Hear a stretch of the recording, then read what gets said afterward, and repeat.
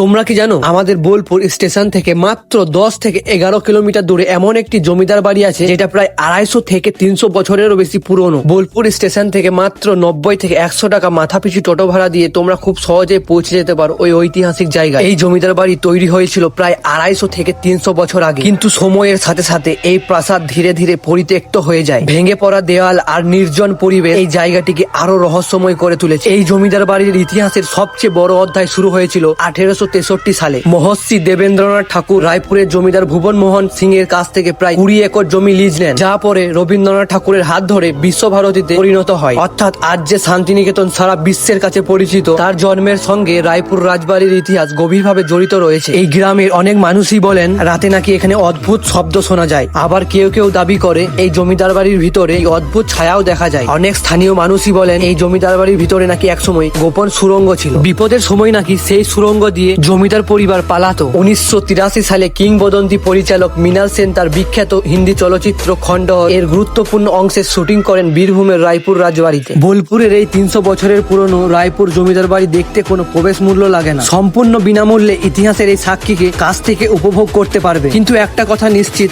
যদি তুমি ইতিহাস ভালোবাসো অথবা পুরনো ভুতুরে জায়গা এক্সপ্লোর করতে পছন্দ করো, তাহলে রায়পুর জমিদার বাড়ি তোমার জন্য একদম পারফেক্ট জায়গা। তাই একদিন সময় করে ঘুরে এসো এই রায়পুর জমিদার বাড়ি থেকে। তুমি কি কখনো গেছো রায়পুর জমিদার বাড়িতে? যদি যাও কেমন লেগেছে সেটা কমেন্টে জানিও। আর এমন আরো রহস্যময় ভিডিও দেখার জন্য আমাকে ফলো করে রাখো।